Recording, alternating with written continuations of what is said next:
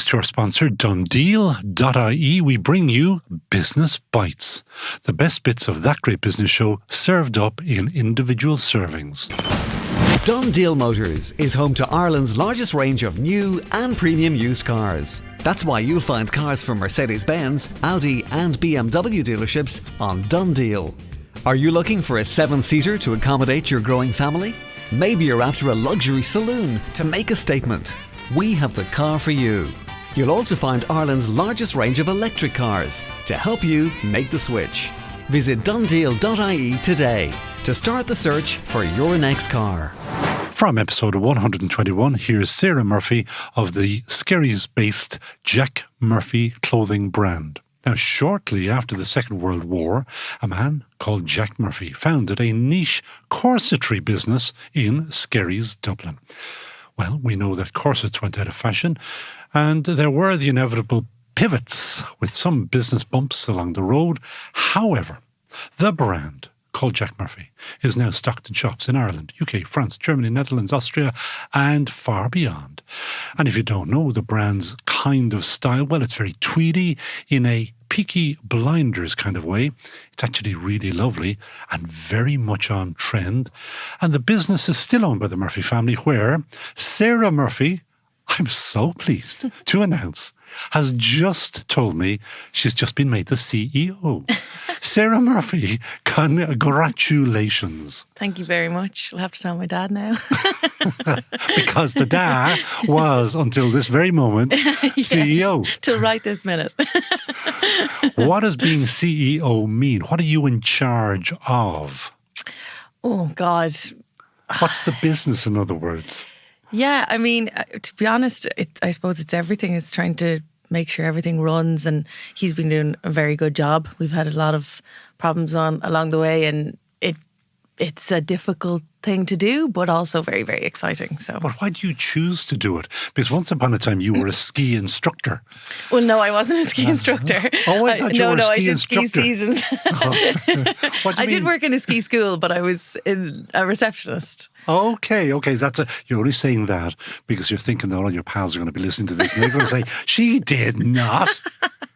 Well, I can tell you what it was in French. It was an hostess d'accueil. That sounds nice. Yeah. There you go. Very posh, very posh. But for what reasons that you will explain, 4 odd years ago, you decided to get involved with the family business. Yeah. Now, go back to all those years ago. Second World War, your dad was in the Second World War. He was in the RAF. Yeah. And that's how your granddad. My granddad, yeah. And he got into corsets. Yeah, I think... So he was a very good friend of mine, actually, and that's nice. Yeah, we spent a lot of time together, and he was working in the garment industry before he went to war. But hang on a second now, you told me he did radars in the Second World War. Yeah, he trained as a radar control person. And then went back into the rag trade. Yeah. Kind of odd, but... Yeah, went back into the rag trade. And he when he got home, he married my granny Fran, and they got married in Cabra Church, actually. So they were from Cabra and then moved out to Skerries, and he just must have decided been like to start. The Wild West back then. I'd say so.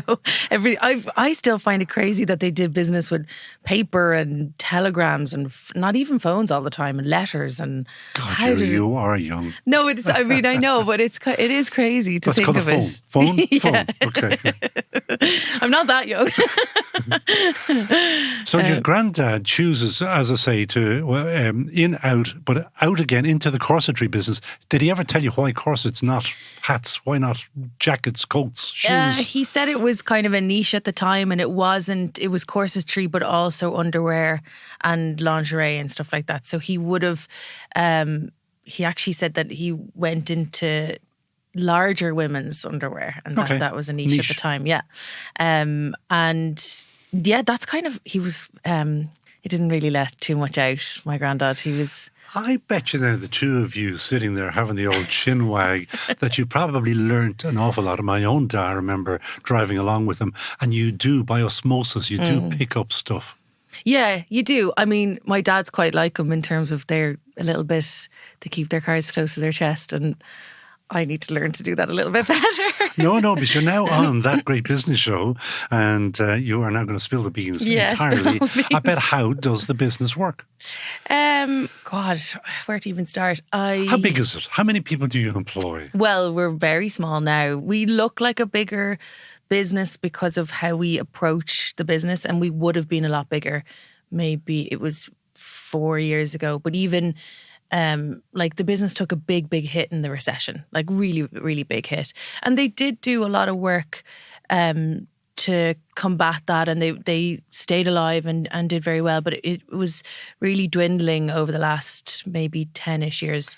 Because it's a bloody hard business to get be involved in. Yeah. I mean, one of the things that I actually did a program called Going for Growth for women entrepreneurs. We know Paula Fitzsimons so Yeah, well. she's She's a fabulous. huge supporter of ours. Yeah, I mean, it's amazing. It's such a wonderful program, and It changes people's perceptions God. and minds It and gave me business abilities. And gave me so much confidence. I had Una O'Hagan as my lead entrepreneur, and the we know confidence Una I as well. got. Yeah, She hasn't been on yet. Well, now's our chance. But I found that. Sorry, I forgot the question now. I was asking you about first of all, how you ended up there, but you were telling me that the business had been large, Yeah. but it had a right smack. I mean, we're talking about the bad one. You actually had to wind up at 2008, one yeah. stage. Yeah, and it was nearly like it had just kept dwindling. It wasn't an immediate shock because I don't know why. Actually, I don't know the full details, but realistically, clothing businesses are run by the fashion world, and the fashion world is seasonal, and you have to create everything every season and new products and new colours, and that's a huge thing to undergo. Like if you can imagine nuts any because you're trying to look into tomorrow all the time. All the I met time. Helen McAlinden over the Christmas period, Yeah. and she this Christmas was telling me that she is designing for next Christmas. Yeah. Well, that's what we're looking at now. So we're looking at autumn winter 20. I'm selling autumn winter 23, starting to sell this month. We've sold spring summer 22, 23, and now Spring we're summer 20 or 23. 23. Fine, That's okay. sold, Yeah. and then we're looking to do spring summer 24, and probably in March we'll start looking at autumn winter 24. I mean, Yeah. it is nuts. Yeah, it's really hard to get your head around. But I presume once you get onto the cycle, it kind of runs because you know Yeah. that it's expected. Yeah, a bit. But then there's times where, like, my dad's in the design and production area, and he could come home and go, look at this amazing fabric that I'm after finding, or somebody's just sent me, and then that changes. So then you're trying to look at what products that would work in, and whether because that's part of it as well. It's not just, it doesn't flow always. Sometimes it's trying to figure out what will work for what product. And to explain that better, you brought in not one but two hats with hats, you, yeah. because these are new to the range, and we have given them a new name. You can announce the name at another time, but they are wool felted. They're wool felt. They've been in the range for a very long time. This is a new colour, but they are a wool felt hat that look like just your standard hat, but they are nearly water proof.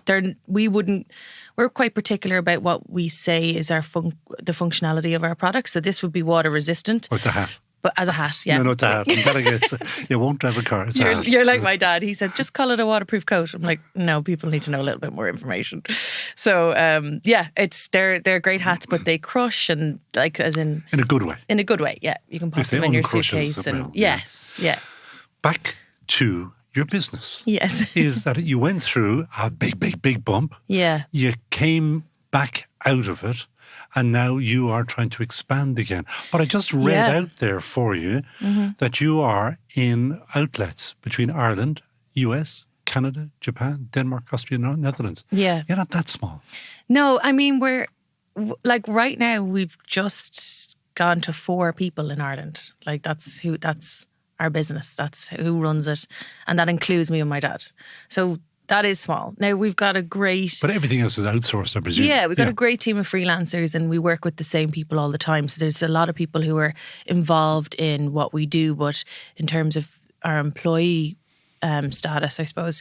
But I think what we did was, when I started, it was August 2018, And I came on in like a marketing role, trying to just see what I could do. I didn't really know for sure. I've always loved clothes, and I love what it makes you feel. And when you can, like today, I went and got dressed for this. You know what I mean? Like I like that. Dressed for radio. Love it. Old fashioned. Yeah, I think it's kind of important. And do you know that on the BBC Yeah. back in the day that the newsreaders used to put on their dicky bows? did they? I promise you. Before they that read the news? to read the news. Wow. It was a very formal thing. Yeah. So you are almost formal Almost to come formal. on to Ireland's Best Business Podcast. Yes. So thank you very much for that.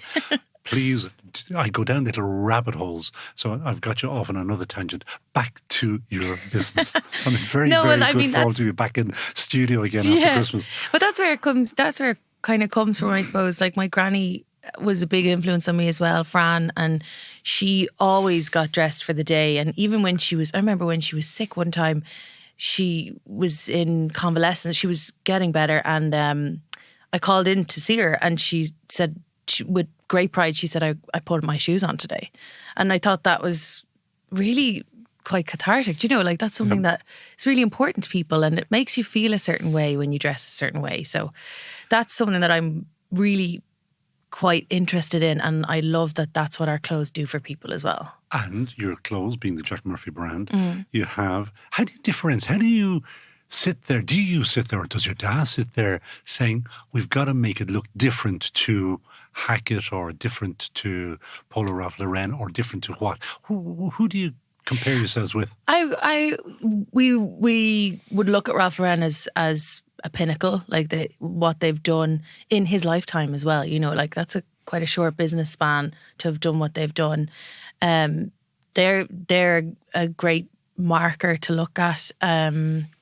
Patagonia, really, really interesting what they've done in terms of their waterproofing, and that's something that we're very interested in.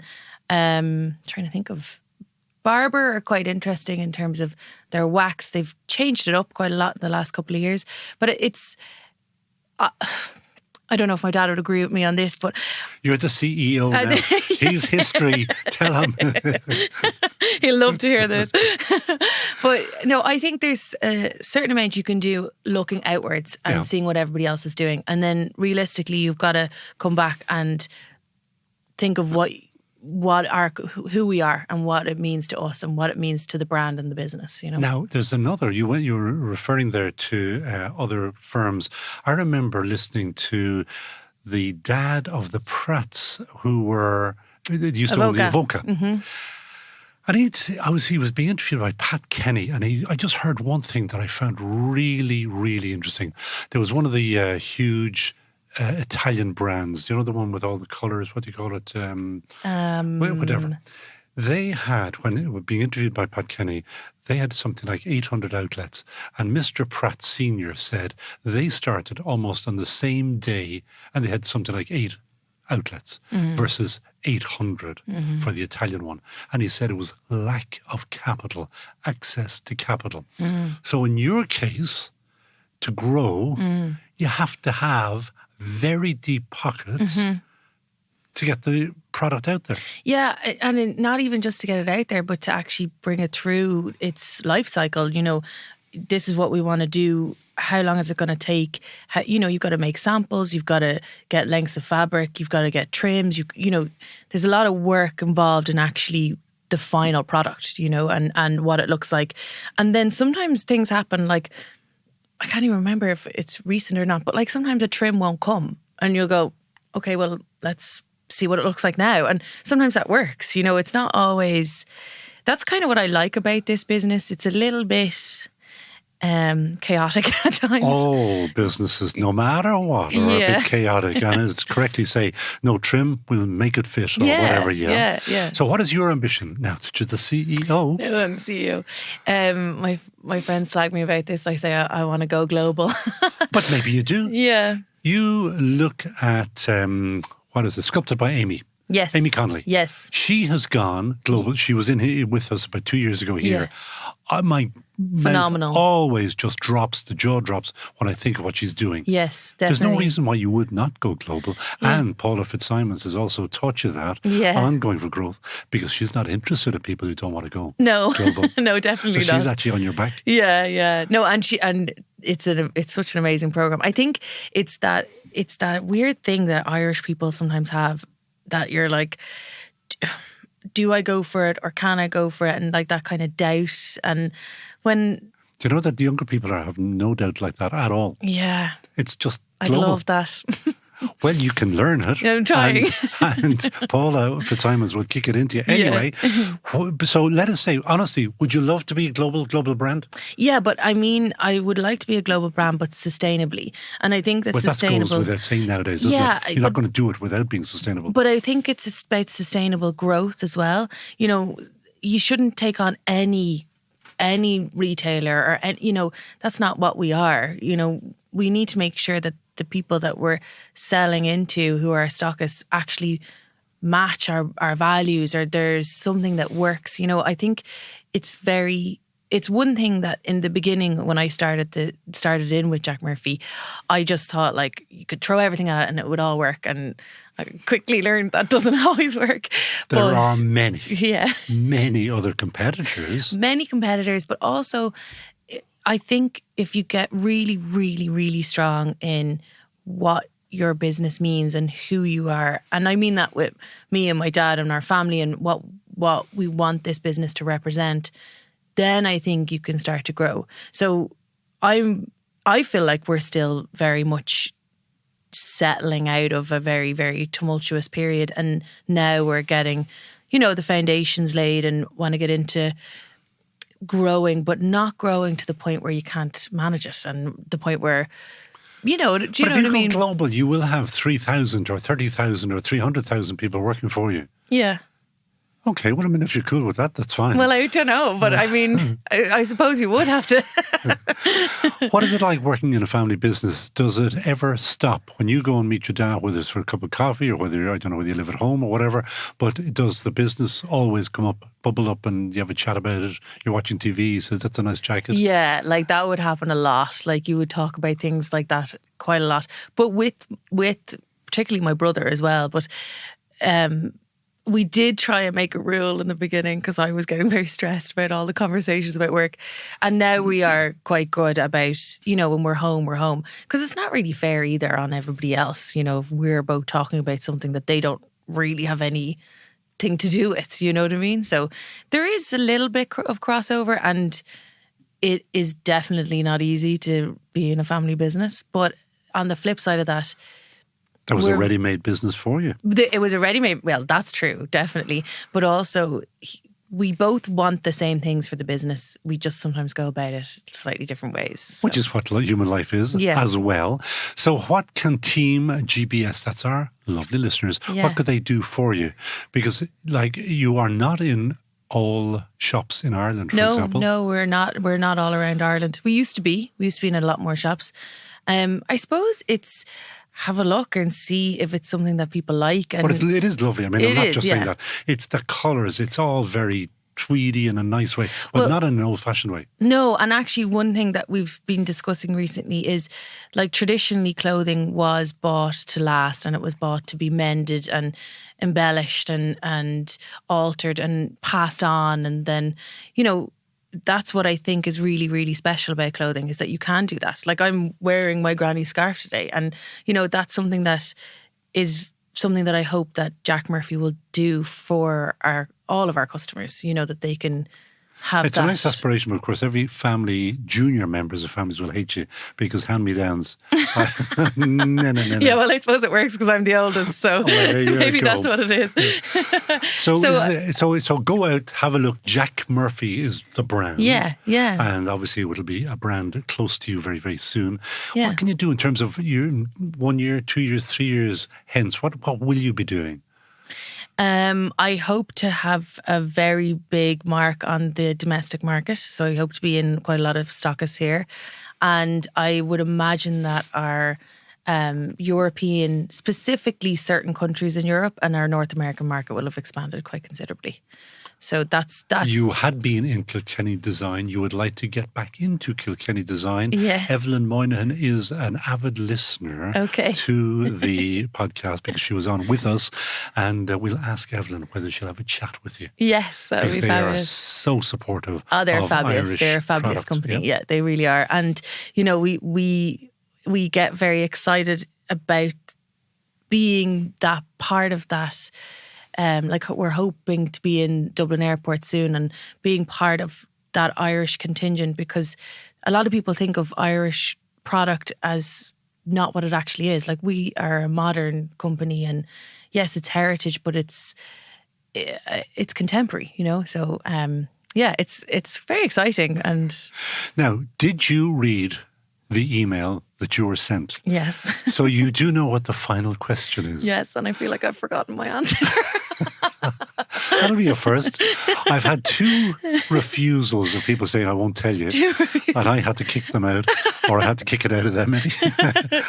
Who would Sarah Murphy, the new CEO of Jack Murphy, hire in a heartbeat? I have a few. I think You're allowed to have a few. Yeah.